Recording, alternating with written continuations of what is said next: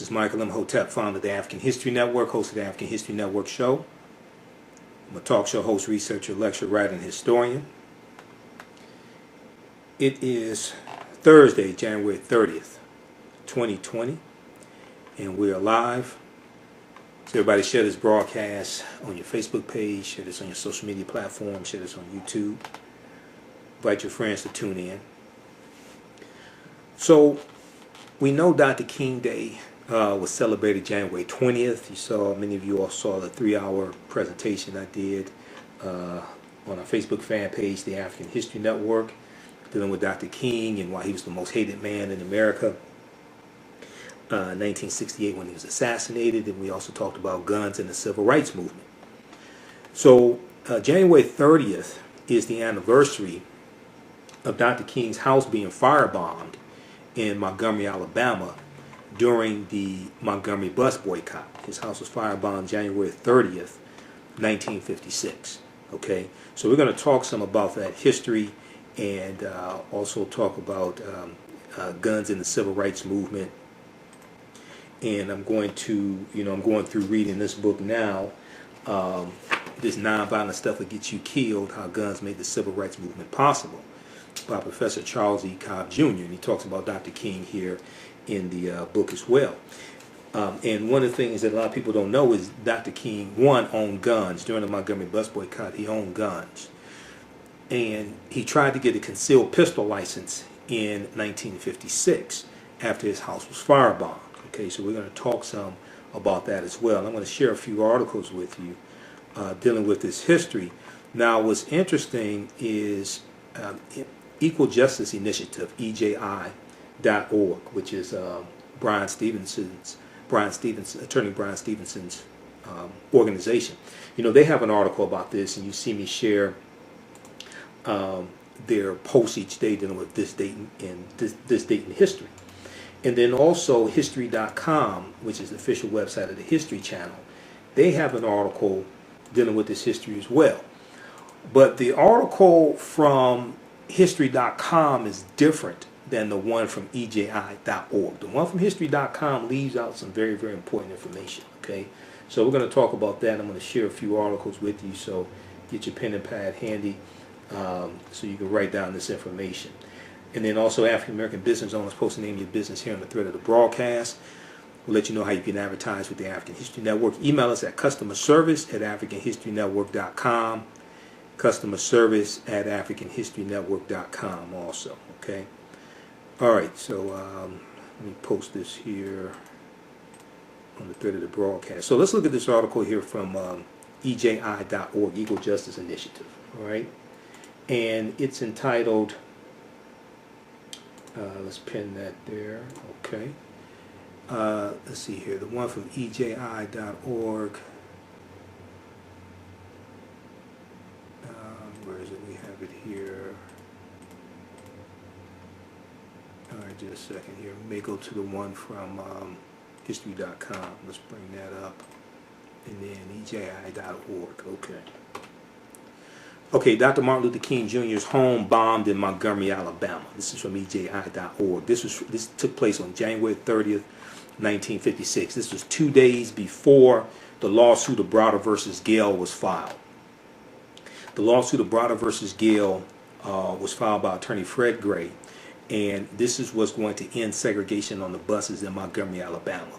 Okay, this lawsuit is going to go all the way to the U.S. Supreme Court. And ultimately, this is what ended segregation on the buses in Montgomery, Alabama. So yes, the Montgomery bus boycott was necessary. And yes, it did have a big impact. And it put a financial strain on businesses and the infrastructures to the government there in Montgomery, Alabama. But the Montgomery bus boycott is not what ended segregation on the buses. Okay, it was the lawsuit of Browder versus Gale. And the 4 plaintiffs in the lawsuit were Aurelia S. Browder, Claudette Colvin, Mary Louise Smith, and Susie McDonald, 4 African-American women who refused to give up their seats on the buses there in Montgomery, Alabama. And that was before Rosa Parks refused to give up her seat December 1st, 1955. So, on the evening of January 30th, 1956, 1 month after the beginning of the Montgomery bus boycott, started Monday morning, December 5th, 1955. The Montgomery, Alabama home of Dr. Martin Luther King Jr. was bombed while his wife, Coretta Scott King, 7-week-old daughter Yolanda, and a neighbor were inside. The front of the home was damaged, but no one was injured. The front of the home was damaged, but no one was injured. I saw Face to Face Africa has an article about this as well. And you see a picture of the front of the house, okay, and you see how it was damaged. Part of the upper portion of the house, I guess the awning or something like that is hanging down. So you see some of the devastation. So Dr. King rushed home to find a large crowd gathered outside of his home. Some of them were carrying weapons and preparing to take action in defense. The crowd cheered Dr. King's arrival, and the mayor and police commissioner urged the crowd to remain calm and promised the bombing would be fully investigated. So the mayor at the time was Mayor William A. Gale, Gayle. When we look at the lawsuit of Broder versus Gale, the mayor was one of the defendants, okay, because these African Americans sued the mayor, the police chief, members of the city council. They sued the Montgomery Bus Lines, Inc., which was the bus company. They sued a number of people in this lawsuit. So the crowd cheered Dr. King's arrival, and the mayor and police commissioner urged the crowd to remain calm and promised the bombing would be fully investigated. Now, Dr. King confirmed his family was safe and then addressed the anxious and angry crowd, many of whom were members of his church. Okay, so he advocated for nonviolence. He said, quote, "If you have weapons," he pleaded, "take them home. If you do not have them, please do not seek them. We cannot solve this problem through violence. We must meet violence with nonviolence." Now, the crowd dispersed peacefully after Dr. King assured them, "Go home and don't worry. We are not hurt. And remember, if anything happens to me, there will be others to take my place." Okay, so that is the article from EJI.org, Equal Justice Initiative. Okay. What's going to happen after that is Dr. King is going to try to get a concealed pistol license in Montgomery, Alabama. I think it was February of 1956. But he's going to be denied the concealed pistol license. Okay, well, I'll share another article dealing with that, and I'm going to share a little bit of the book, "This Nonviolent Stuff That Gets You Killed: How Guns Made the Civil Rights Movement Possible," by Professor Charles E. Cobb Jr. Okay, Professor Charles E. Cobb Jr. And Professor Charles E. Cobb Jr. was a field secretary for SNCC, Student Nonviolent Coordinating Committee, for 5 years in rural Mississippi, organizing African Americans to register to vote and fighting for a Voting Rights Act in 1965. And he talked about how it was now the book is subtitled. I forgot to tell you the subtitle of the book. The book is subtitled "How Guns Made the Civil Rights Movement Possible." How guns made the civil rights movement possible. Okay, I want to make sure you all see this. So a lot of what we have been taught about the civil rights movement and being a nonviolent movement is largely historically inaccurate, because it was African Americans with guns who protected the civil rights workers. It's going to be African American men with guns who are going to protect Dr. King even before the Deacons for Defense and Justice were founded in 1964, Jonesboro, Louisiana. If we look at the article from History.com, Martin Luther King Jr.'s home is bombed, January 30th, 1956. So it talks about, it says on January 30th, 1956, an unidentified white supremacist terrorist bombed the Montgomery home of Reverend Dr. King. No one was harmed, but the explosion outraged the community and was a major test of King's steadfast commitment to nonviolence. King was relatively new to Montgomery, Alabama, but had quickly involved himself in the civil rights struggle there. He was a leading organizer of the Montgomery bus boycott, which began in December 1955 after activist Rosa Parks was arrested for refusing to give up her seat on a segregated city bus to a white passenger. So we know that the Montgomery Improvement Association is going to be formed in early December 1955. I think it was December 5th, 1955, actually. The Montgomery Improvement Association is going to be formed, and this is going to be the organization that's going to guide the Montgomery bus boycott, and that organization elected Dr. King to be the head of the Montgomery Improvement Association and to lead the Montgomery bus boycott. So the boycott brought Dr. King national recognition, but also made him a target of white supremacists. He was speaking at a nearby church on the evening of January 30th when a man pulled up in a car, walked up to King's house, and tossed an explosive onto the porch, okay, a firebomb. The bomb went off, damaging the house, but did not harm Dr. King's wife, Coretta, who was inside with the couple's 7-month-old daughter, Yolanda. News of the bombing spread quickly, and an angry crowd soon gathered outside King's home. A matter of minutes after his home had been bombed, standing feet away from the site of the explosion, King preached nonviolence. He said, quote, "I want you to love your enemies." He told his supporters, "Be good to them, love them, and let them know you love them." It's a prime example. End quote. It's a prime example of King's deeply held belief in nonviolence, as what could have been a riot instead became a powerful display of the highest ideas of the civil rights movement. So King added that, quote, "If I am stopped, this movement will not stop," end quote, a sentiment he repeated throughout his life. Later that same year, while the boycott was still in effect, someone fired a shotgun at King's home, and they continued to receive death threats and intimidation, including a threatening letter from the FBI until King's assassination in 1968. Now, we also know later in September 1956, his house was firebombed again also. At biography.com's website, they have a video dealing with that, when Dr. King's house was firebombed in September of 1956. So bombings, shootings, and arson at African-American churches remain shockingly common in the United States. A massacre committed by a white supremacist at a church in Charleston, South Carolina, claimed 9 lives in 2015, and in 2019, it's talking about Dylan Roth. And in 2019, the son of a local sheriff's deputy was arrested and charged with a string of arson attacks on African-American churches in Louisiana. Now, what's interesting, neither one of these articles talk about Dr. King owning guns, and they didn't talk about Dr. King trying to get a concealed pistol license in 1956 as a result of his house being firebombed and the death threats that he's getting. Okay, so in the article from EJI.org, Equal Justice Initiative, it says the crowd cheered Dr. King's arrival, and the mayor and police commissioner urged the crowd to remain calm and promised the bombing would be fully investigated. Okay, now even though ostensibly Dr. King is telling them, if you have weapons, go home, and he's preaching nonviolence ostensibly, at this point Dr. King still owns guns. 1. 2, we know it's going to be African American men around him who own guns and protect him and civil rights workers.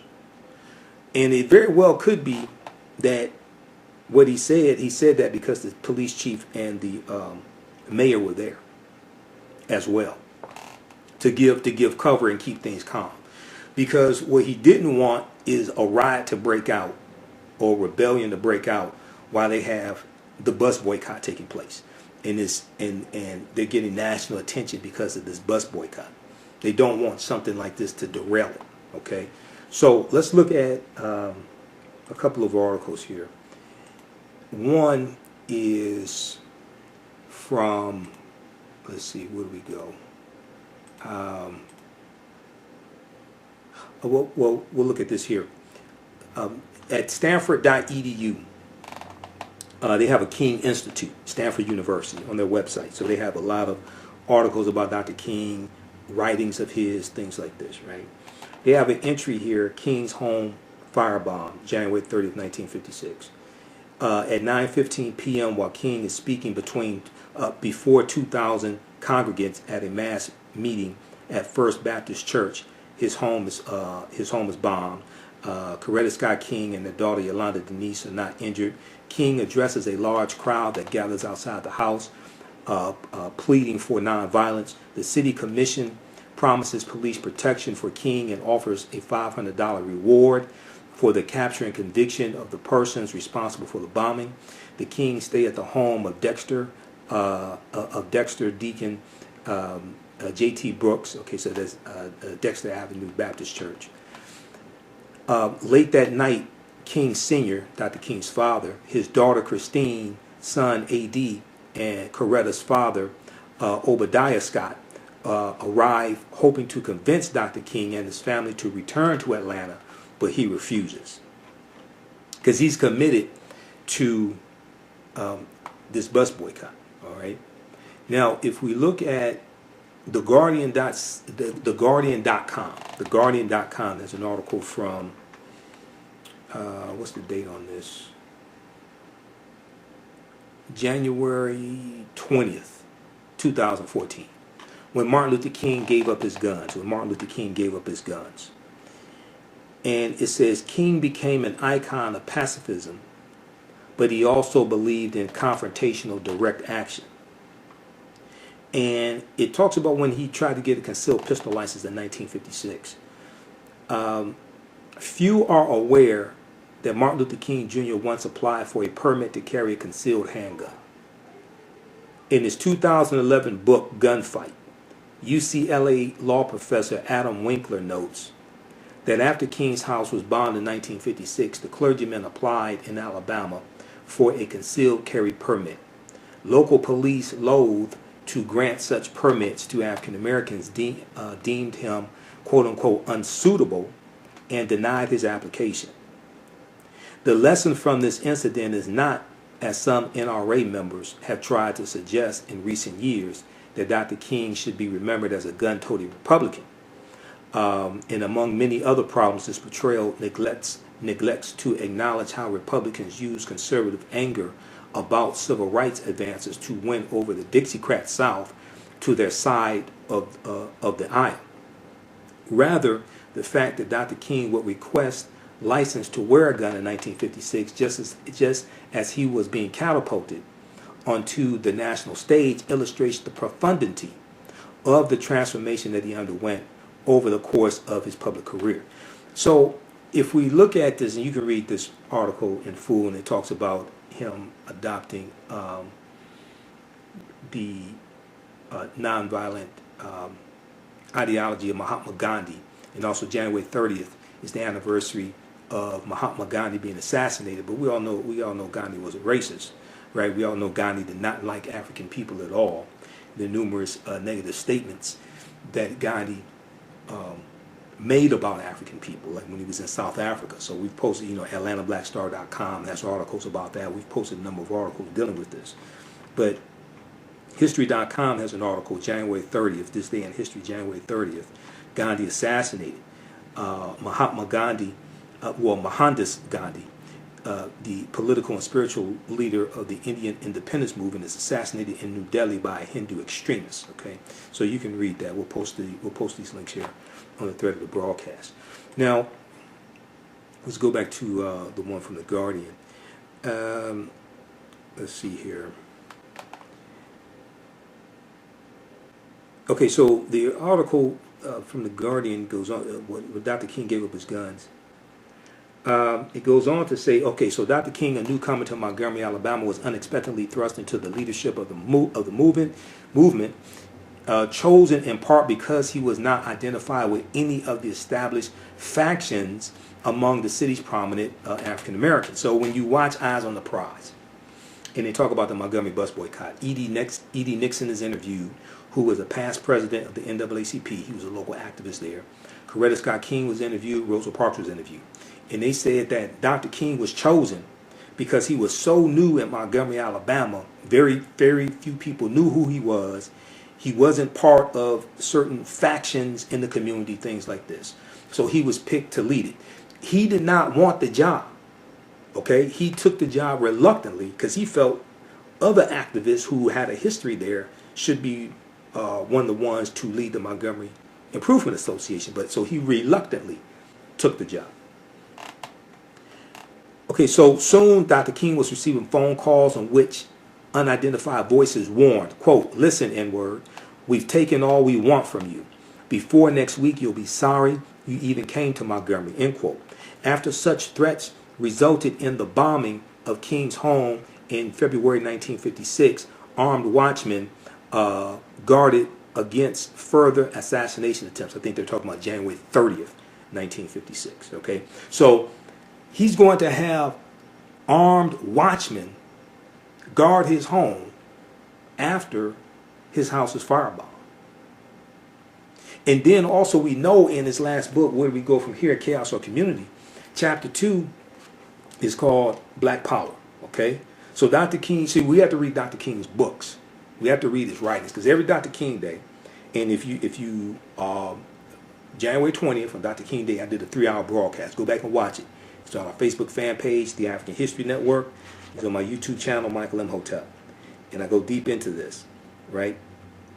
When they have these Dr. King Day celebrations, they deal with the emasculated Dr. King. They don't deal with the revolutionary Dr. King, okay? And they deal with the Dr. King that largely is designed to make white people feel comfortable with the oppression of African Americans. So if we look at page 27 of Where Do We Go From Here, Chaos or Community, Dr. King said, I tried to make it clear that besides opposing violence on principle, I could imagine nothing more impractical and disastrous than for any of us, through misguided judgment, to precipitate a violent confrontation in Mississippi. We had neither the resources nor the techniques to win. Furthermore, I asserted many Mississippi whites from the government on down would enjoy nothing more than for us to turn to violence in order to use this as an excuse to wipe out scores of Negroes in and out of the march. Finally, I contended that the debate over the question of self-defense was unnecessary, since few people suggested that Negroes should not defend themselves as individuals when attacked. Let me repeat this. Finally, I contended that the debate over the question of self-defense was unnecessary, since few people suggested that Negroes should not defend themselves as individuals when attacked. The question was not whether one should use his gun when his home was attacked, but whether it was tactically wise to use a gun while participating in an organized demonstration. If they lowered the banner of nonviolence, I said, Mississippi injustice would not be exposed and the moral issues would be obscured. Okay, so check that out. So, we have to read, because we have to read Dr. King's writings, number one. And this was his last book, Where Do We Go From Here, Chaos or Community, written in 1967, okay? Written in late 1967. So it was written after he came out in opposition to the Vietnam War, which is April 4th, 1967, okay? And we know the next day he became the most hated man in America. Banned from the White House by President Johnson. He delivered his speech Beyond Vietnam, April 4th, 1967. All right, so let's continue here. Okay, so the response, if we go back to the article, Why Did Dr. King, or When Dr. King Gave Up His Guns, okay, from theguardian.com. This response reflected King's still tentative embrace of the theory and practice of nonviolence. This is in 1956. In his talks before mass meetings, King preached the Christian injunction to, quote-unquote, love thy enemy. Having read Henry David Thoreau, in college, he described the bus boycott as an, quote, act of massive non-cooperation, end quote, act of massive non-cooperation, and regularly called for passive resistance. But King did not use the term nonviolence, and he admitted that he knew little about Gandhi or the Indian independence leaders' campaigns.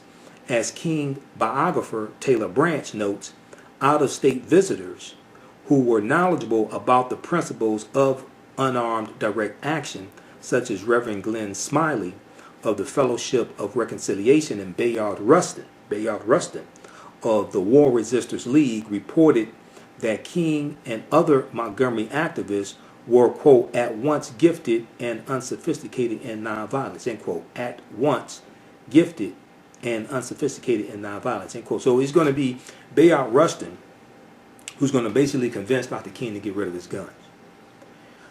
Because what happened was, so if we look at this nonviolent stuff that gets you killed, how guns made the civil rights movement possible. If we look at the back of the book, it says, visiting Martin Luther King Jr. during the Montgomery, Alabama bus boycott, journalist William Worthy, W-O-R-T-H-Y, journalist William Worthy almost sat on a loaded pistol. Just for self-defense, Dr. King assured him. It was not the only weapon King kept for such a purpose.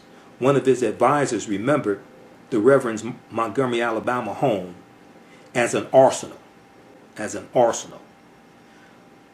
Like King, many ostensibly nonviolent civil rights activists embraced their constitutional right to self-protection. Yet this crucial dimension of the Afro-American freedom struggle has been long ignored by history. Ostensibly means it gives the superficial image, or it gives a superficial facade of being one thing, but it's really something else. Okay, so on the surface it looks nonviolent, but it really isn't, because it was Negroes with guns who were protecting the civil rights workers. So, like King, many ostensibly nonviolent civil rights activists embraced their constitutional right to self-protection. Yet this crucial dimension of the Afro-American freedom struggle has been long ignored by history. In the book, This Nonviolent Stuff That Gets You Killed, Charles E. Cobb Jr. recovers this history, describing the vital role that armed self-defense has played in the survival and liberation of black communities, drawing on his experiences in the civil rights movement and giving voice to its participants. Professor Charles E. Cobb Jr. lays bare the paradoxical relationship between the nonviolent civil rights struggle and the long history and importance of African Americans taking up arms to defend themselves against white supremacist violence. Okay, so if we look at page 8, okay, and how's everybody doing? Everybody share this broadcast, your Facebook page, invite your friends to tune in. We got Michael, we got Eric, Tammy, Anita. How's everybody doing? Okay, so if we look at page 8, it says some leaders were committed to nonviolence as a way of life. Borrowing from Mohandas Gandhi's concept of soul force, quote unquote soul force, S-O-U-L, force, F-O-R-C-E, they rejected the idea of harming another person even when their own lives might be at stake in civil rights struggle. Dr. King is perhaps the most prominent of these figures, although he came to this outlook slowly. Another is Reverend James M. Lawson, the mentor of the student movement in Nashville, Tennessee. The Nashville movement was a springboard for a small core of young activists, including former SNCC chairman John Lewis, who's now Congressman Lewis, okay, Student Nonviolent Coordinating Committee, who were also firmly and philosophically committed to nonviolence as a way of life, and who would find their way into leadership positions in SNCC and SCLC, Southern Christian Leadership Conference. For some activists, however, nonviolence was simply a useful tactic. For most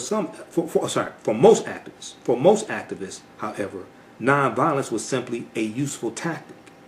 One that did not preclude self-defense whenever it was considered necessary and possible. Even Dr. King, his commitment to nonviolence as a way of life notwithstanding, acknowledged the legitimacy of self-defense and sometimes blurred the line between nonviolence and self-defense. Let me repeat, even Dr. King, his commitment to nonviolence as a way of life notwithstanding, acknowledged the legitimacy of self-defense and sometimes blurred the line between nonviolence and self-defense. Quote, the first public expression of disenchantment with nonviolence arose around the question of self-defense, end quote, Dr. King wrote. He said, quote, in a sense, this is a false issue, for the right to defend one's home and one's person when attack has been guaranteed through the ages by common law, end quote. Ironically, on this point, African Americans and whites in the South tended to be in unexpressed general agreement. It was not uncommon for African American adults to teach young whites how to use a weapon for hunting, and incidents of gunplay inside African American communities were frequently ignored by white authority. Although many whites were uncomfortable with the idea of African Americans owning guns, especially in the 1960s, the South's powerful gun culture and weak gun control laws enabled African Americans to acquire and keep weapons and ammunition with relative ease. So I first found out about Professor Charles E. Cobb Jr. Roland Martin interviewed him on News One Now with Roland Martin when it was on TV One. And this was, I think, 2015. Okay, I think it was. And if you go to Roland's YouTube channel, the interview is still there. And Professor Charles E. Cobb Jr. is a history professor. And one of the things he talked about is how in the South you grew up in a gun culture. Okay? So a lot of times you may grow up on a farm. You have to be able to protect your farm. A lot of those rural areas, they didn't have police, they had sheriffs. Okay? So the sheriff's force so a lot of people didn't live in the inner city when they owned farms. They lived outside on the outskirts of the city, what have you. They live in rural areas. So you had to be able to protect your farmland. You got to be able to protect your farmland from people trying to steal livestock or predators who are trying to kill your chickens, all different types of things like this. And then also you may go hunting. Okay? So you may, learn to hunt when you were a boy. Your father gives you a .22 rifle, or something like this. You go hunt squirrels, you hunt rabbits, what have you. You grew up in a gun culture. So that's a different culture than many African Americans who grew up in the North. Now, what's going to happen is during the Great Migration, when African Americans migrate from the South up north, and many of us are fortunate enough to move into houses because, for instance, here in Detroit, because of World War II, you have jobs that get desegregated in the Department of Defense. So many African Americans are moving from the South up north, and then we're moving to the Sojourner Truth homes that were opened up for African American Department of Defense employees, okay, here in Detroit. And when I do my presentations dealing with Black Migration 1619 to 2019, and I talk about the Detroit Race Riot in 1943, which was during World War II. Okay, I show you a picture of an African American man outside of his home in the Sojourner Truth area. He's outside of his home with a gun. Okay, because we're migrating from the South up north, and we're being met by racism from white people who, because a lot of these housing projects many times may be set up in white neighborhoods, and you have white people who didn't think we belonged there, and we brought our guns with us from the South up north, and we're using our guns to defend our homes. Okay, so this is a really deep history. When when I watch Eyes on the Prize, they don't talk about any of this stuff. When I see a lot of the Dr. King Day celebrations that are sponsored by corporations, and they have the corporate breakfasts, corporate sponsored breakfasts and corporate lunches, things like that. They don't deal with any of this.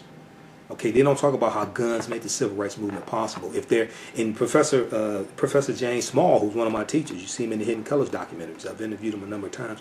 Professor Small has told me personally. He said if it had not been for black people with guns, there would not have been a civil rights movement. This is the same thing Professor Charles E. Cobb Jr. is saying. Okay, so let's go back to this article here from The Guardian. Okay, before we get to that, African American business owners, post the name of your business here on the thread of the broadcast.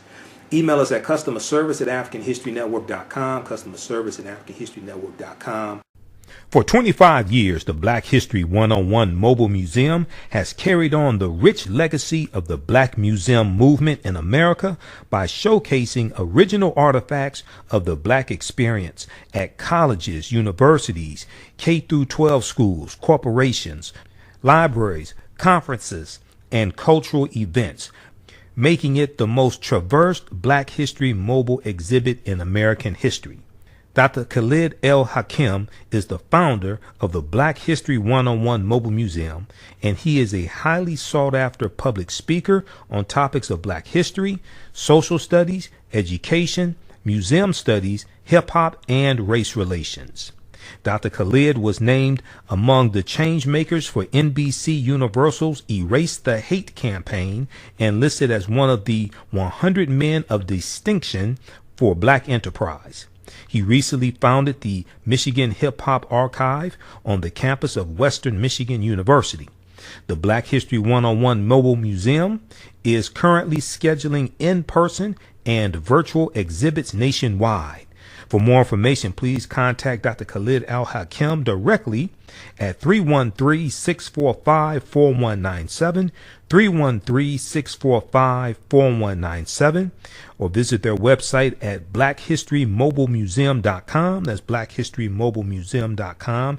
You can also email him at bhistory101@yahoo.com, bhistory101@yahoo.com.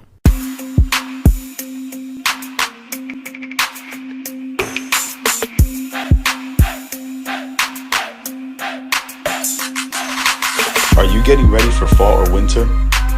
We have the solution for all seasonal clothing needs. Comedicwear.com is the go-to online source for Comedic African fashion and lifestyle products with a contemporary twist.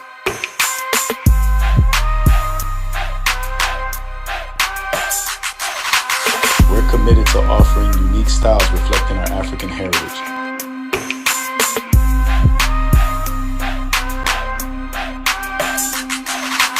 Comedicwear.com is inspired by ComedicScribes.com to influence our people in learning and showing pride.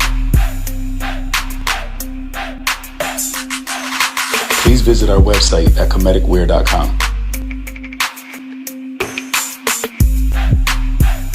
With BlackBusinessT.com, the messages are clear and meaningful.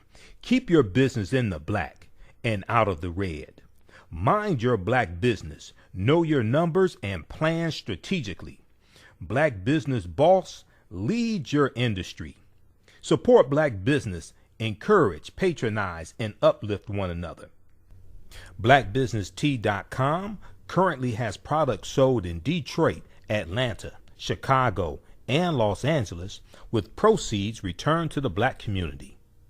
They have a wide selection of hoodies, t-shirts, mugs, hats, sweatshirts that support black-owned businesses. Visit the website blackbusinesstee.com. That's blackbusinesstee.com. Okay, so let's continue. All right, let's go back to the article from The Guardian. So after Dr. King's house is firebombed January 30th, 1956, we see there's going to be armed African-American men who act as watchmen guarding his house and protecting him from further assassination attempts. Okay, so this response reflected Dr. King's still tentative embrace of the theory and practice of nonviolence. Okay, let me skip down. Okay, we dealt with that. Okay, Bayard Rustin. Okay, so both Bayard Rustin and Reverend Glenn Smiley took notice of the firearms around the King household and argued for their removal. In a famous incident described by historian David Garrow, Garrow, Bayard Rustin was visiting Dr. King's parsonage, his house, with reporter William Worthy. So that's the incident that's talked about in this nonviolent stuff will get you killed. When the journalist almost sat on a pistol, he and Dr. King stayed up late that night arguing whether armed self-defense in the home could end up damaging the movement. It was not long before King had come around to the position advocated by groups like the Fellowship of Reconciliation. In 1959, at the invitation of the Gandhi National Memorial Fund, King made a pilgrimage to India to study the principles of Gandhi, and he was moved by the experience. Ultimately, he never embraced the complete pacifism.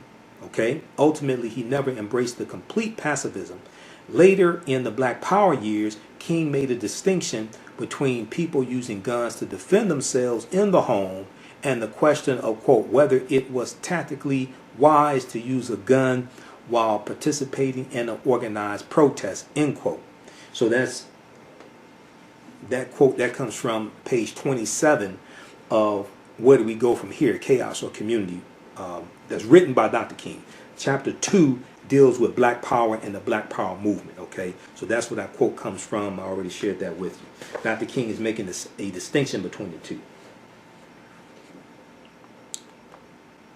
Okay, so later in the Black Power years, King made a distinction between people using guns to defend themselves in the home and the question of, quote, whether it was tactically wise to use a gun while participating in an organized protest, end quote. But for himself, King claimed nonviolence as, quote, a way of life, and he maintained his resolve under conditions that would make others falter. Okay, so so you can read the rest of this here, but at the same time, it's going to be men with guns who protect Dr. King, and also Dr. King is going to sometimes use the Deacons for Defense and Justice to protect civil rights workers. So, on the surface, it's ostensibly nonviolent. But when you look below the surface, no, it's Negroes with guns. It's Negroes with guns protecting the civil rights workers. Okay, you can read the rest of this because it's kind of a long article. I don't have time to get through all of this. But you get the idea. As I explained, oftentimes there was a reason why most slaves ran away at nighttime and not in the daytime. We didn't have PhDs, but we weren't dumb. We knew we had a better chance of succeeding and getting away if we ran away in the cover of night. All right, so let's go back to this nonviolent stuff to get you killed. Page 8. For most activists, however, nonviolence was simply a useful tactic, one that did not preclude self-defense whenever it was considered necessary and possible. Even Dr. King, his commitment to nonviolence as a way of life, notwithstanding, acknowledged the legitimacy of self-defense and sometimes blurred the line between nonviolence and self-defense. Quote, the first public expression of disenfranchisement with nonviolence arose around the question of self-defense, he wrote. In a sense, this is a false issue for the right to defend one's home and one's person when attack has been guaranteed through the ages by common law. Ironically, on this point, African Americans and whites in the South tended to be in unexpressed general agreement. It was not uncommon for black adults to teach young whites how to use a weapon for hunting, and in incidents of gunplay inside black communities were frequently ignored by white authority. Okay. So next paragraph. Because guns are so common a part of Southern culture, there was far less controversy about their use in the nonviolent freedom movement than one might imagine. Okay, because once again, before the Great Migration of 1915 to 1970, 90% of African Americans lived in the South. So we're growing up in Southern culture, in a gun culture. Indeed, the characterizations that have so often pigeonholed movement activists and activity, the terms militant, nonviolent, radical, left-wing, moderate, really only apply to a very thin layer of leadership. Ordinary people, the local folk who made up the force that really shaped Southern civil rights struggle, did not use such labels for themselves. They saw themselves and spoke of themselves as being in the movement, quote unquote, in the movement. The characterizations so convenient to the media and to scholarship were not part of the natural language of their community. Even when these expressions seeped into their speech, In one widely circulated movement story, usually repeated with laughter and almost certainly apocryphal, an older woman active in the movement in Mississippi or Louisiana or Alabama or Georgia or somewhere in the South, depending upon who is telling the story, responds to radio, television, or newspaper denunciation of some movement activity as a communist plot by saying to a movement worker, quote, "I'm sure glad you communists came in here," end quote. Labels aside, it was what people encountered in everyday life that had the greatest impact on their thinking, and Southern black people had a powerful incentive to arm themselves. Because the federal government was unwilling to protect Southern freedom fighters, local law enforcement officers, many of them also members of the Ku Klux Klan, ignored their duty and frequently joined in terrorist acts themselves. People in the African American communities were willing to do what was necessary to protect fellow blacks who were risking their lives by speaking out against and actively challenging the status quo. The willingness of some to take armed defensive action enabled the civil rights movement to sustain itself during the mid-20th century. Despite its importance to the Southern freedom movement, the relationship between nonviolence and armed self-defense has been consistently overlooked and misunderstood. Let me repeat this. Despite its importance to the Southern freedom movement, the relationship between nonviolence and armed self-defense has been consistently overlooked and misunderstood. The dichotomy between violence and nonviolence, so often imposed by historians and other analysts, is not very helpful for understanding either the use of guns in local black communities or contemporaneous movement discussion and debate about self-defense. The use of guns for self-defense was not the opposite of nonviolence. The use of guns for self-defense was not the opposite of nonviolence, as is commonly thought. Something more complicated but absolutely normal was at play. Hartman Turnbow, Turnbow, precisely illustrates what, when explaining why without hesitation he used his rifle to drive away night riders attacking his home. He said, quote, "I had a wife and I had a daughter, and I love my wife just like the white man loves his, and a white man will die for his, and I shall die for mine," end quote. That's page 10, okay? This nonviolent stuff will get you killed, how guns made the civil rights movement possible, by Professor Charles E. Cobb Jr. Right now, and this book came out in, I think it was 2015 or 2014.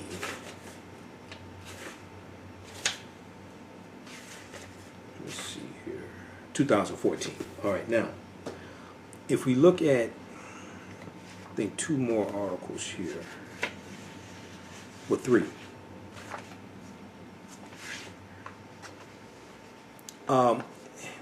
Three from the Washington Post.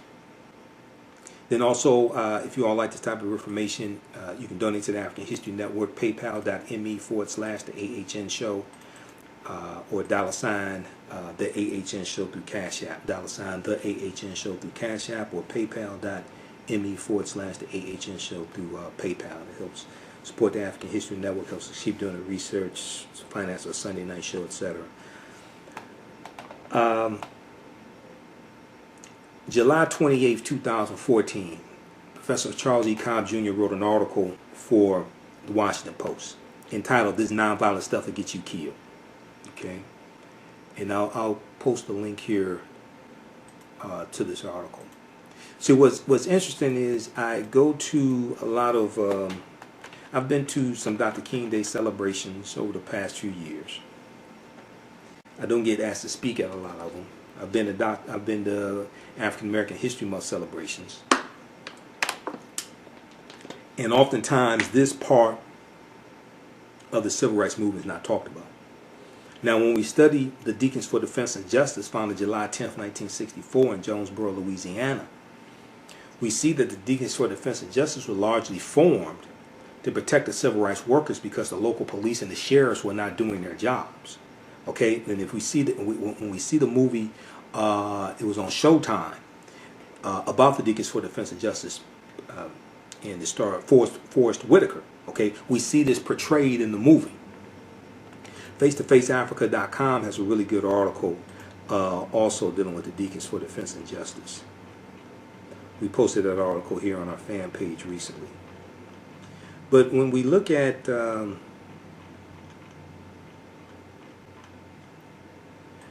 if we look at this article from Washington Post, from Professor Cobb Jr. also, July 28, 2014. He says, one of the most important lessons I learned as a participant in the Southern Freedom Movement of the 1960s shocks many of my liberal friends. Guns don't kill people, people kill people. I am neither a member nor supporter of the NRA, but both sides in today's convoluted arguments about gun control and the Second Amendment need to pay attention to this lesson. To begin, here's an excerpt from the introduction of my latest book, This Nonviolent Stuff That Gets You Killed, How Guns Made the Civil Rights Movement Possible. Armed self-defense, or to use a term preferred by some, armed resistance. Armed resistance. And I've seen books refer to this as armed resistance. Now, these weren't vigilantes. They weren't out trying to, start a race war or something like that. Okay? They were trying to defend their families, defend their homes, defend their communities, and defend the civil rights workers. And oftentimes because the police and the sheriffs were not doing their jobs also. Okay, let's just be clear on that. And I'm trying to see what page is this on in the book, because it doesn't say. So if you have this book at home, how many of y'all have read this book? Because a lot of people don't even know about this book.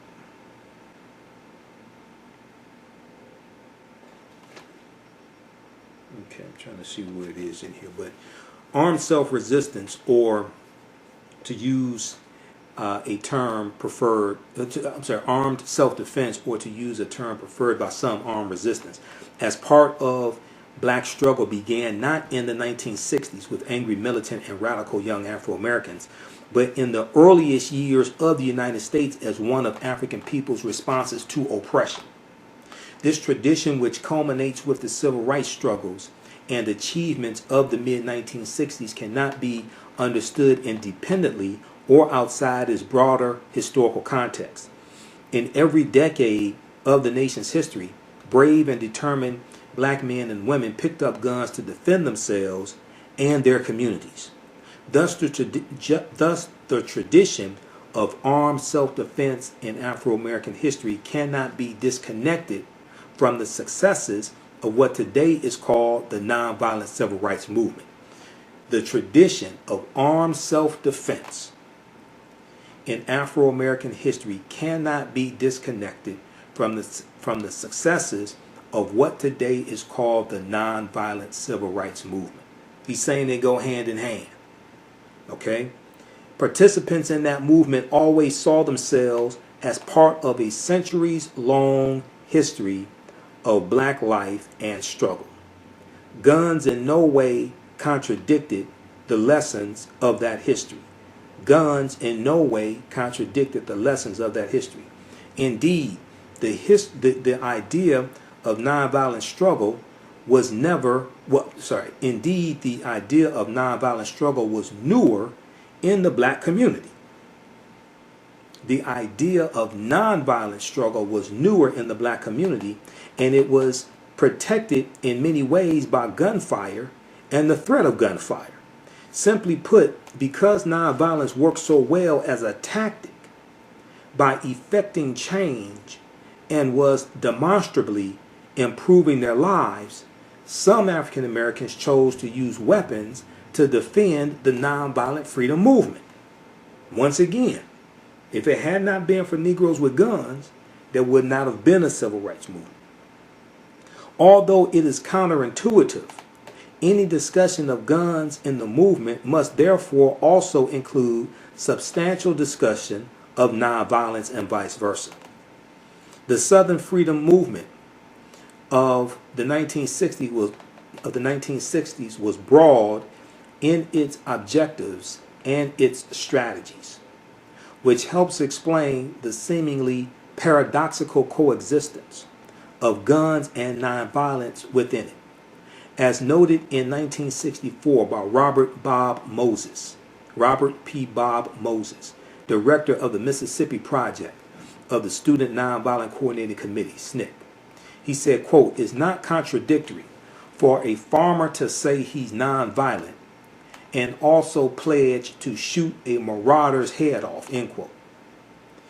A story that former SNCC chairman Stokely Carmichael, who became Kwame Ture, liked to tell was of bringing an elderly woman to vote in Lowndes County, Alabama. So we know it was in 1965 that Stokely Carmichael and others, they're going to found the Lowndes County Freedom Organization in Lowndes County, Alabama, 1965. And this is helping African Americans register to vote. And their symbol is going to be the Black Panther. Their symbol is going to be a Black Panther. And we know it's going to be Bobby Seale and Stokely Carmichael, Bobby Seale and Huey P. Newton, who are going to get permission from the Lowndes County Freedom Organization to use the Black Panther as a symbol for the organization that they're forming called the Black Panther Party for Self-Defense. There's an article from theroot.com that breaks down this history, and it deals with Selma. I think that's 5 things you should know about Selma. 5 things you should know about Selma. Okay, so this came out around the time the movie Selma came out.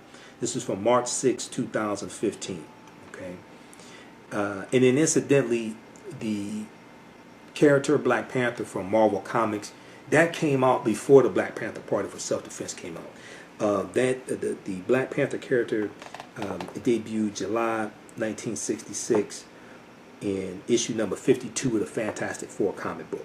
Okay, that's July 1966. The Black Panther Party for Self-Defense wasn't founded until October 1966. So, if we look here at the root, let's see here.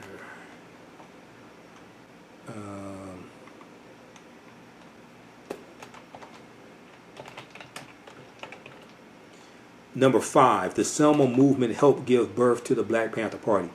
At the end of the march from Selma to Montgomery, Alabama, 23-year-old SNCC activist Stokely Carmichael decided to head to Lowndes County, Alabama, where 80% of the population was African American, but where there were zero black people registered to vote. He went there to build a new political party.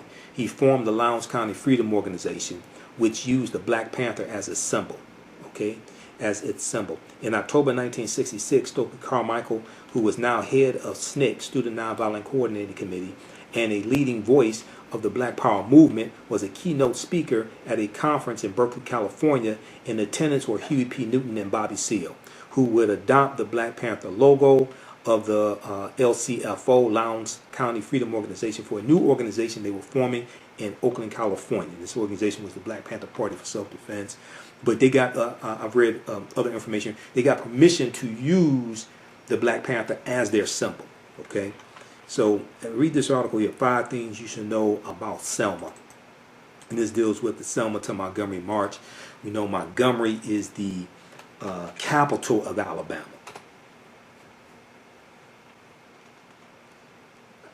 All right, let's see. Okay, so we got George, Maurice. How's everybody doing? Okay, so let's continue here.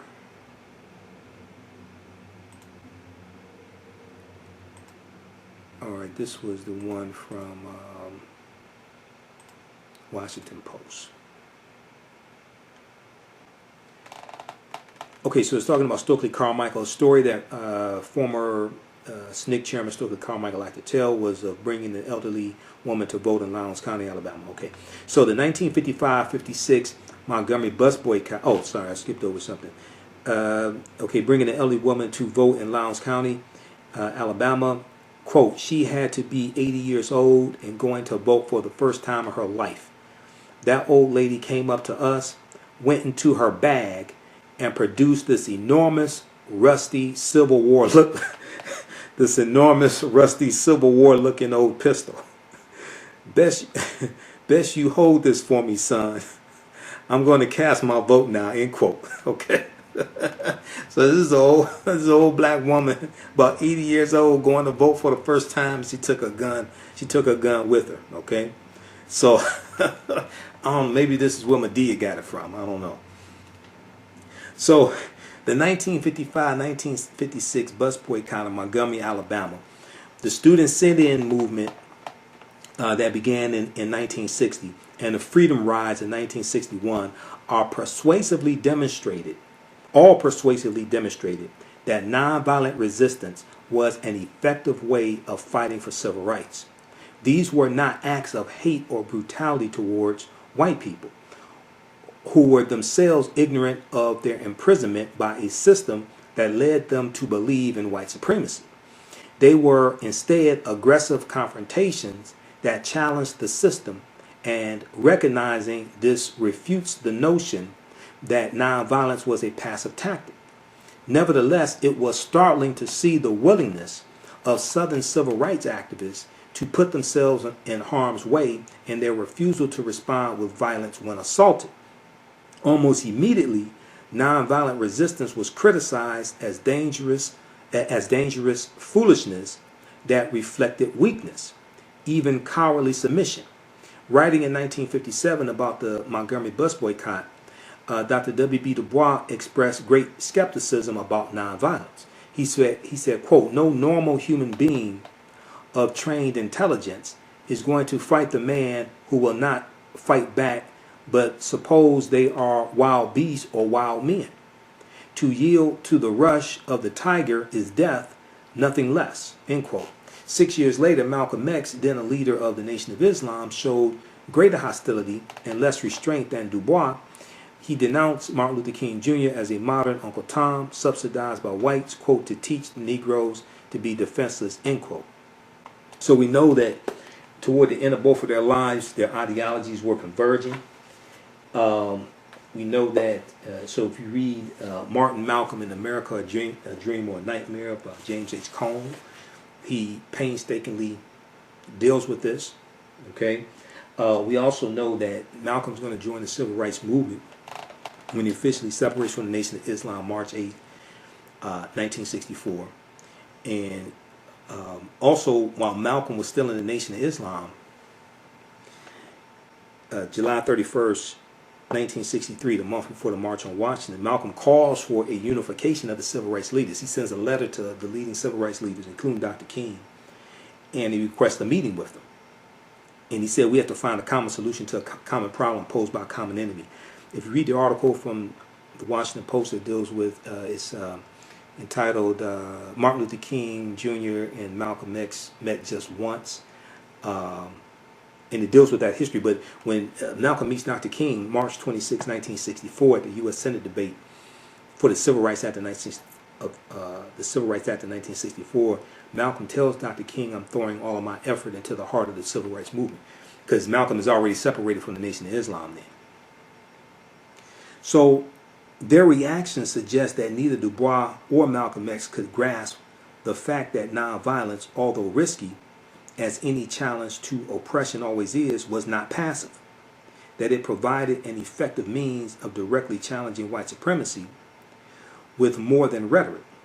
Acts of nonviolent resistance contributed mightily to ending the mental paralysis that had long kept many black people trapped in fear and subservient to white supremacy, reluctant to even try to take control over their own lives despite the fact that slavery had ended roughly a century earlier. The principled militant dignity of nonviolent resistance also won nationwide sympathy for the idea of extending civil rights to black people. So let's see here. Okay, you can read the rest of that article. We'll post a link here. There's another one, it's a really important one I want to get to before we get out of here. So this is this article was by Professor Charles E. Cobb Jr. This is not about stuff to get you killed.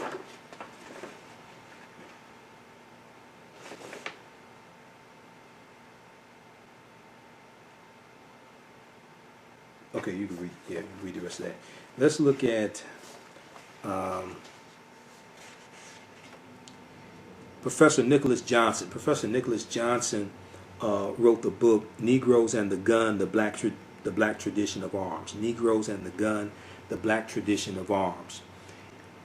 He wrote 2 articles for the Washington Post. The first one was January 3rd. Well, the first one I'll look at, January 31st, 2014. Negroes and the Gun: Nonviolent Winchesters and the Fine Art of Concealed Carry in the Modern Civil Rights Movement. And in the article, let's see,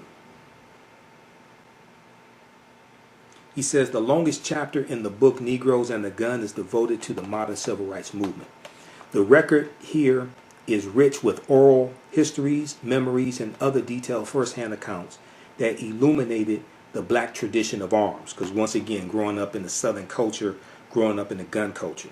Local lore in Columbia, Tennessee says that in 1946, armed Negroes were a break on plans, B-R-A-K-E, a stop, a break on plans to lynch Thurgood Marshall.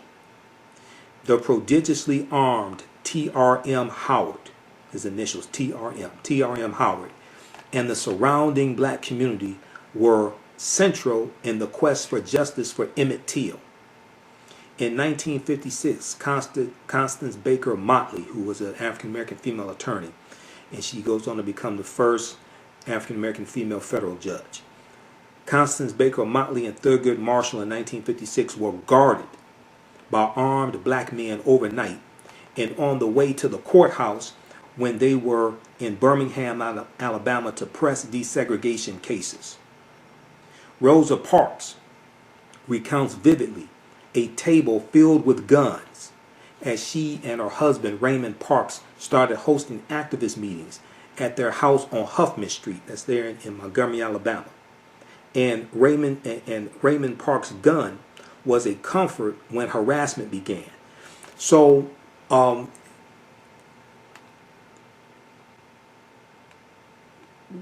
when they are organizing, when they're having these organizing meetings there in Montgomery, Alabama, and Dr. Greg Carr talked about this, so I'm talking about this on Roland Martin Unfiltered.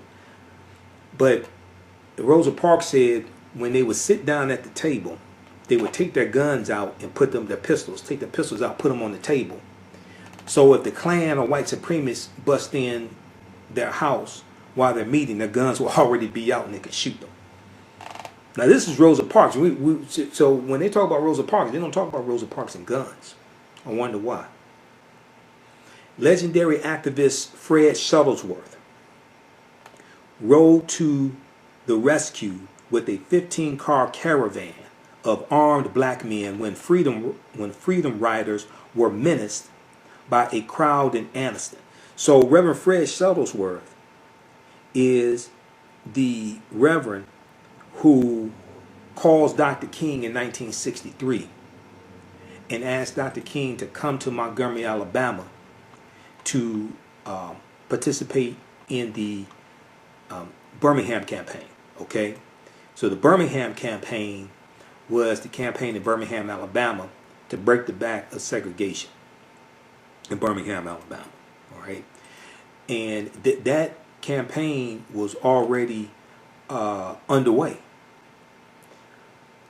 Dr. King and the movement has suffered a defeat in Albany, Georgia, 1961 to 1962, called the Albany Movement. And the Albany Movement, they were not able to defeat segregation. And Dr. King is looking for a victory. If you watch Eyes on the Prize, they really break this down. Reverend Fred Shuttlesworth calls Dr. King and says, if you come to Alabama, but if you come to Birmingham, Alabama, and help us in this movement, I can guarantee you a victory. Okay, so this is what happens. But oftentimes we're not told about these leaders also owning guns, like Medgar Evers owned guns. See, oftentimes we're shown them marching, but we're also not told that they own guns.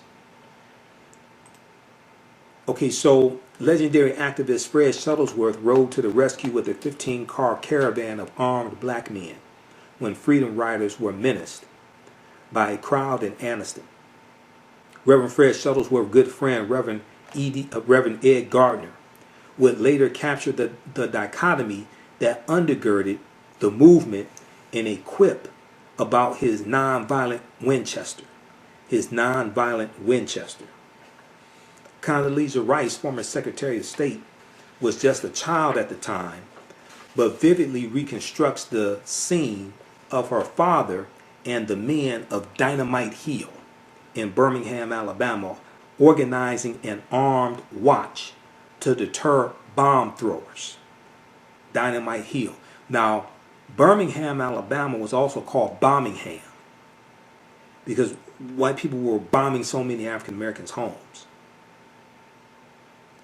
Now, Daisy Bates, who was central to the Little Rock Nine in Little Rock, Arkansas, desegregating Central High School, okay? Because the high school students, they would go to Daisy Bates' house every morning for breakfast, and she would check their homework, and she would get them ready to go to school and deal with the racism they were going to deal with. Daisy Bates, who shepherded the Little Rock Nine through the integration struggle, offers a rich record of the culture of arms. Correspondence with Thurgood Marshall confirms that Daisy Bates kept Old Betsy at the ready. Her memoir shows that she often carried a gun and once actually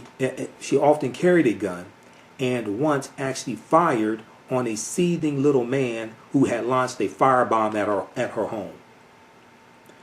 Our eye is drawn to the famous names, but we are lucky that the surviving record is rich with unheralded characters.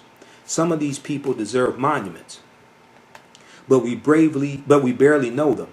Over time, one hopes their names will rise in our culture, and people will recognize the images and appreciate the steel in the eyes of women like Winston Hudson, Leola Blackman, Ora Bryant, O-R-A, Jackie Hicks, Fannie Lou Hamer, and the even deeper lineup of the sober, mature black men who embraced armed self-defense as a crucial private resource. People like Robert F. Williams and the Black Guard, who was the president of the Monroe, North Carolina chapter of the NAACP, okay, who advocated African Americans to defend themselves, to arm themselves, to protect themselves.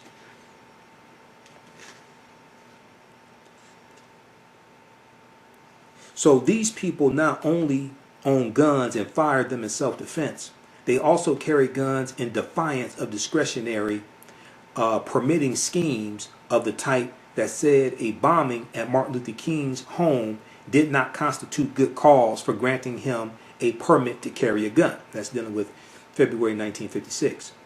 There are hints in the culture that carrying concealed weapons in defiance of state authority was a minor art form. The Delta activist T.R.M. Howard had a secret compartment built into his car. Fannie Lou Hamer's mother carried a gun concealed in a bucket. Medgar Evers hid his pistol in a driver's seat pillow. Others capitalized on the practice of church folk to carry around their Bibles in big leather covers and stuff guns in with the jumble of pens and papers. See, they don't talk about this stuff on Eyes on the Prize. Okay? We just think that they just had Bibles and, and singing gospel songs, and they just show us Fannie Lou Hamer singing gospel songs. They don't talk about Fannie Lou Hamer owning guns. But the prize for minimalist creativity goes to the lyrically named Sweets Turnbow. Sweets Turnbow, whose husband Hartman's statement about nonviolence I mentioned in my first post.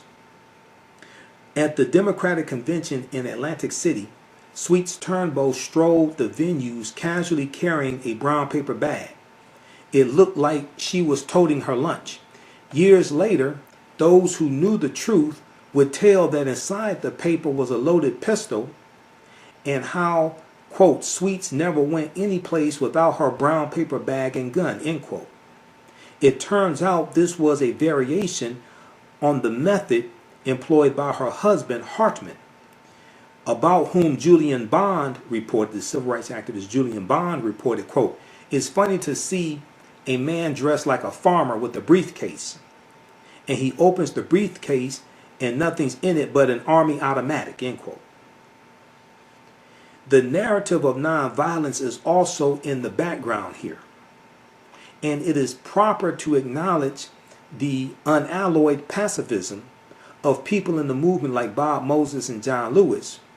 They had strong influence on the dominant narrative. That theme is demonstrated in the warning of a white minister from New Jersey that, quote, the movement is no place for guns, end quote, after spying a big pistol on the car seat of one of the deacons for defense, who Martin Luther King had agreed would provide security for continuation of the March Against Fear. So the March Against Fear was June 1966 in Mississippi. And James Meredith is going to lead the march. He gets shot, he's injured, he can't continue. So other civil rights activists like Dr. King and Stokely Carmichael are going to come, and they're going to continue this march. And Dr. King is going to be arrested. Stokely Carmichael is going to be arrested also. And then June 28, 1966, if I remember correctly, June 28, 1966, Stokely Carmichael comes out of jail, and this is when he's going to use the term Black Power, okay? And this is like basically the first time he publicly uses the term Black Power and talk about what we want is Black Power. If you watch the 6-part series on PBS called African Americans, Many Rivers to Cross, by Dr. Henry Louis Gates Jr. African Americans, Many Rivers to Cross. They talk about this. And you can watch it on YouTube. You may be able to still find it on YouTube. Don't tell them I told you it's on YouTube. But you can order it from PBS. Then also Gates put out a book that's a companion to it. So the book is good. Now they don't talk about the African presence in this country going back 51,700 years ago. You got to read First Americans Were Africans, Documented Evidence by Dr. David M. Hotep for that. You got to read this book. They're not dealing with the fact that this was our land stolen from us. You got to read the First Americans Were Africans, Documented Evidence for that. Okay, but there's still some good information in this book. Then also, this is probably the preeminent book on the Deacons for Defense and Justice by Lance Hill. The Deacons for Defense, Armed Resistance, and the Civil Rights Movement. The Deacons for Defense, Armed Resistance, and the Civil Rights Movement. Okay, if it had not been for Negroes with guns, there would not have been a civil rights movement. So they talk about, let's see, the March Against Fear in here, and March Against Fear, page 232 to 234.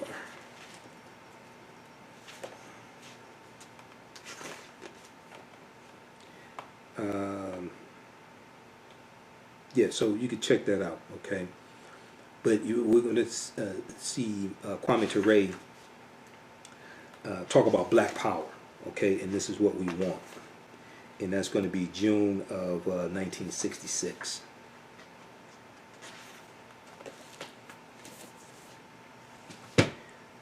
All right.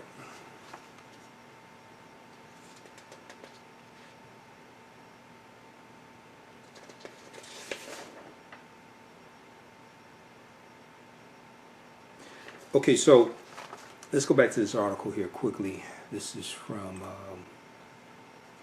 Washington Post. Negroes and the Gun, Nonviolent Winchesters, and the Fine Art of Concealed Carry in the Modern Civil Rights Movement. So, after spying a big pistol on the car seat of one of the deacons for defense, who Martin Luther King Jr. had agreed would provide security for continuation of the March Against Fear. But other Northern activists, also among the unsung, reflected the sentiments of their host about the importance of private self-defense.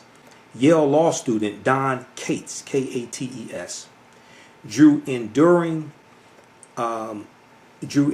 practical lessons about the value of private firearms from his black host, and translated that into a lifetime of gigantically influential Second Amendment scholarship.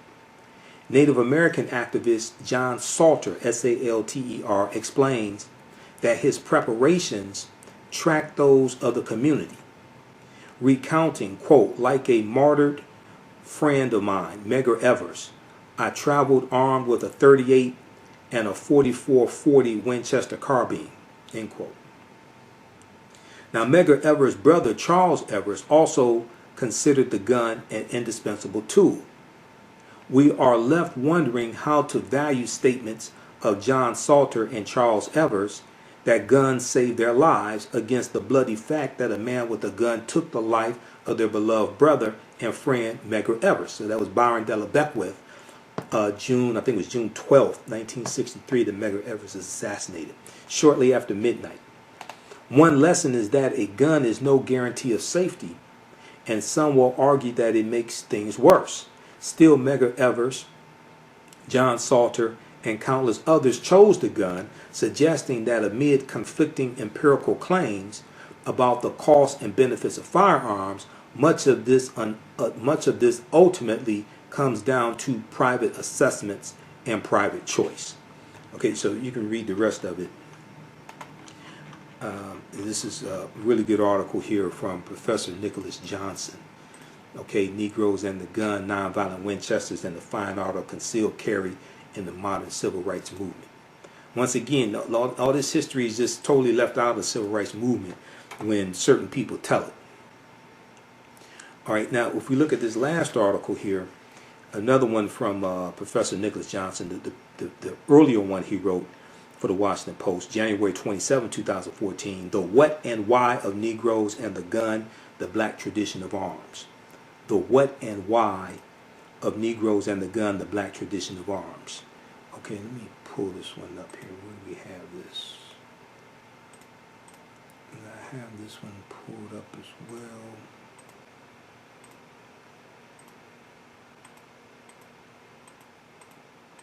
I think. All right, let's pull this one up.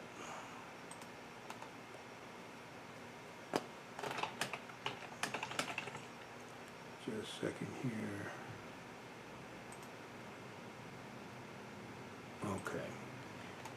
And once again, he's the author of the book Negroes and the Gun, of the Black Tradition of Arms. Okay, African American business owners, post name your business here on the thread of the broadcast. And email us at customerservice@africanhistorynetwork.com. We have a special promotion going on to help you promote your business. For 25 years, the Black History 101 Mobile Museum has carried on the rich legacy of the Black Museum movement in America by showcasing original artifacts of the Black experience at colleges, universities, K-12 schools, corporations, libraries, conferences, and cultural events, making it the most traversed Black History mobile exhibit in American history. Dr. Khalid El Hakim is the founder of the Black History 101 Mobile Museum, and he is a highly sought-after public speaker on topics of Black history, social studies, education, museum studies, hip-hop, and race relations. Dr. Khalid was named among the change makers for NBC Universal's Erase the Hate campaign and listed as one of the 100 men of distinction for Black enterprise. He recently founded the Michigan Hip Hop Archive on the campus of Western Michigan University. The Black History 101 Mobile Museum is currently scheduling in-person and virtual exhibits nationwide. For more information, please contact Dr. Khalid Al-Hakim directly at 313-645-4197, 313-645-4197, or visit their website at blackhistorymobilemuseum.com. That's blackhistorymobilemuseum.com. You can also email him at bhistory101@yahoo.com, bhistory101@yahoo.com.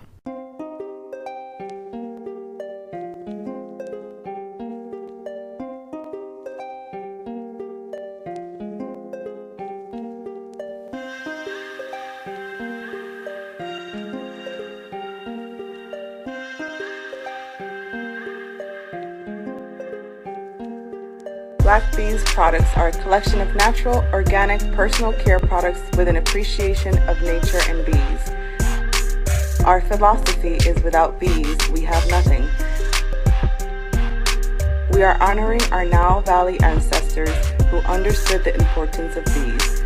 Black Bees created a high-quality, natural, organic personal care line that would be affordable to everyone. We hope you try and enjoy our Black Bees products line and come back and visit us at blackbeesproducts.com. Okay, let's continue. Let's look at this last article here. Once again, this is another one from Professor Nicholas Johnson. And in this one of the things he says is the black tradition of arms has been submerged because it seems hard to reconcile with the dominant narrative of nonviolence in the modern civil rights movement. But the superficial tension is resolved by the long-standing distinction that was vividly evoked by movement stalwart Fannie Lou Hamer. Fannie Lou Hamer's approach to segregationists who dominated Mississippi politics was, she said, quote, "Baby, you just gotta love them. Hating just makes you sick and weak," end quote.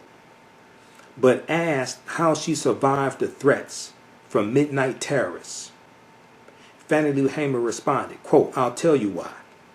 I keep a shotgun in every corner of my bedroom. And the first white man even look like he wants to throw some dynamite on my porch won't write his mama again," end quote. Now this is Fannie Lou Hamer.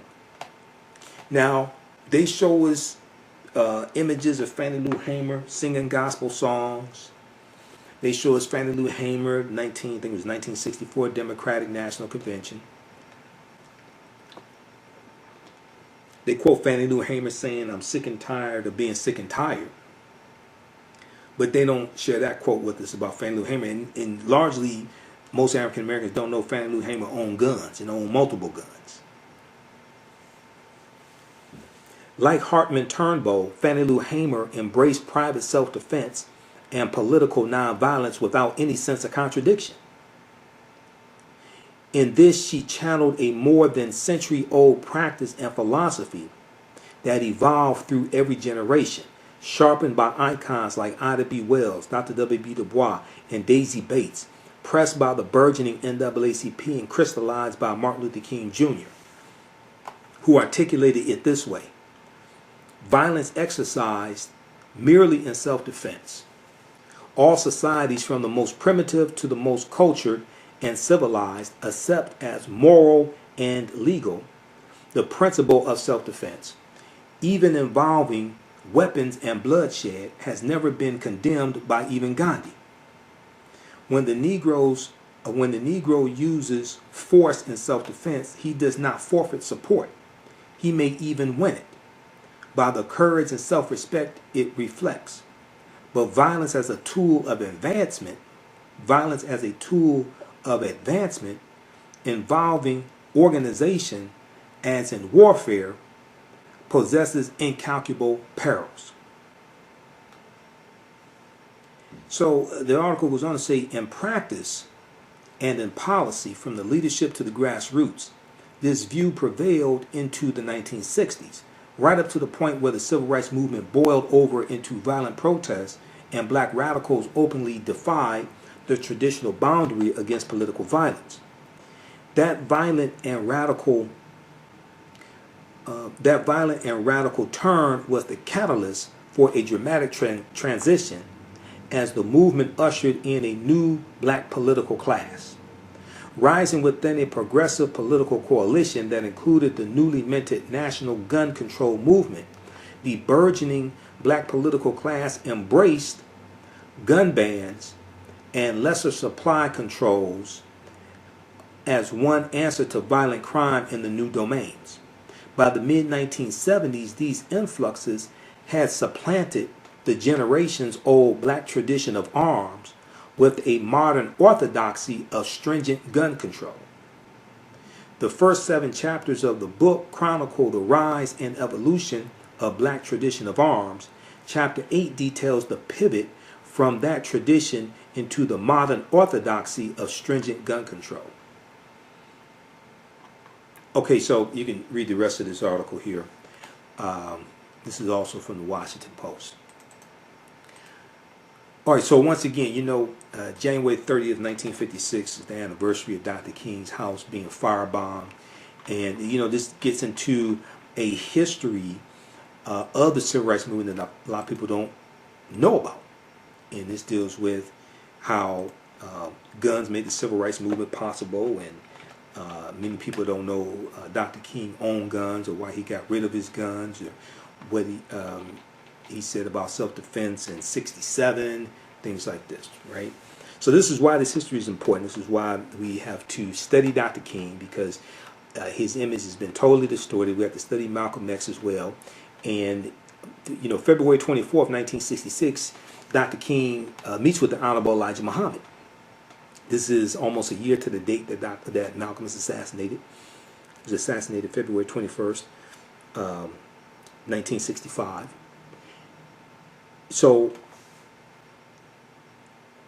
what Malcolm was calling for while he was still in the Nation of Islam was a unification of the civil rights leaders and their followers, not just the civil rights leaders, but also their followers, which is extremely important, because when we study Dr. King and Malcolm X, and we study how their ideologies are converging toward the end of both their lives, and their ideologies are steadily evolving, okay? And if you go watch the 3-hour presentation I did January 20th, 2020, it deals with Dr. King's distorted legacy, why he's the most hated man in America. I share an interview that NBC News did with him May 8th, 1967. And it's dealing with Beyond Civil Rights Black Power. And from 66 to 68, Dr. King transitions from civil rights to human rights, which is the logical evolution. All right, so we really have to understand this, because both Dr. King and Malcolm X are misunderstood. The civil rights movement is misunderstood as far as that goes. Okay, be sure to listen to the African History Network show Sundays, 9 p.m. to 11 p.m. Eastern Standard Time on 9:10 a.m. the Superstation WFDF, and then we broadcast here on our Facebook fan page, the African History Network. For African American History Month, we have a 15 DVD bundle pack of a lot of my lectures, and actually I added an additional one, so it's 16. It's on sale $100, regularly something like $250, something like that. But this is a Black History Month bundle pack. It's right on the homepage of our website, so you can order that. We have those shipping out quickly, and includes these are all some lectures I've done past 2 or 3 years. But this will keep you busy for African American History Month. If you want me to do a presentation for your group or organization, email me at customer service at africanhistorynetwork.com, customer service at africanhistorynetwork.com, and we can make that happen. All right. So follow us on our Facebook fan page, The African History Network, The African History Network. Also on our YouTube channel, Michael Imhotep, IMHOTEP. All right, so look, we have to get out of here. And also, if you want to support the African History Network, you could donate $, the AHN show through Cash App. because we have Cash App now. People are asking us to get Cash App. $ the AHN Show, the AHN Show through Cash App, and then also through PayPal, paypal.me/the AHN Show, paypal.me/the AHN Show, or at our website, AfricanHistoryNetwork.com. Click on the yellow donate button, and through PayPal, if you want to set up for recurring donation, you can do that. If you want to donate 25, 50, 100, whatever it is, that helps us keep doing the research, pay the bills, stay on the air, and finance our Sunday night show as well. Okay, look, we have to get out of here. Remember, at the African History Network, we focus on educating, empowering, and inspiring people of African descent throughout the diaspora and around the world. Because right now, it's correct wrong behavior. What you do for yourself, what you do to yourself, and what you allow other people to do to you and get away with is based upon what you think about yourself. What you think about yourself is based upon what you have been taught about yourself. What you've been taught about yourself is based upon everything you've read, heard, and seen about yourself. Remember, right now is correct wrong behavior. It's not over till we win. Wakanda forever. We'll talk to you next time. Peace. With BlackBusinessT.com, the messages are clear and meaningful. Keep your business in the black and out of the red. Mind your black business. Know your numbers and plan strategically. Black Business Boss, lead your industry. Support black business. Encourage, patronize, and uplift one another. BlackBusinessT.com currently has products sold in Detroit, Atlanta, Chicago, and Los Angeles, with proceeds returned to the black community. They have a wide selection of hoodies, t-shirts, mugs, hats, sweatshirts that support black-owned businesses. Visit the website blackbusinesstee.com. That's blackbusinesstee.com.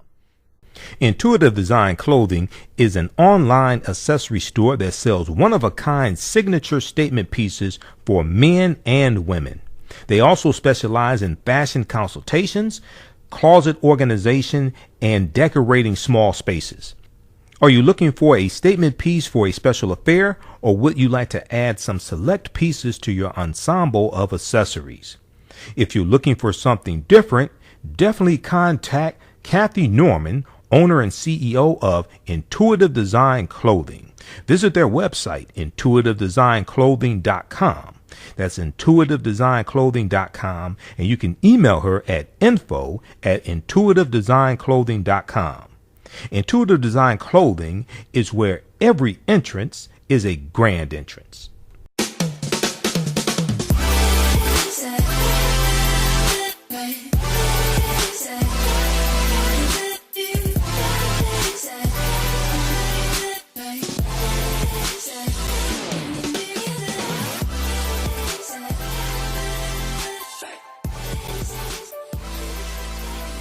Visit 4glossygirls.com. That's the number 4glossygirls.com, and follow them on Instagram at 4glossygirls.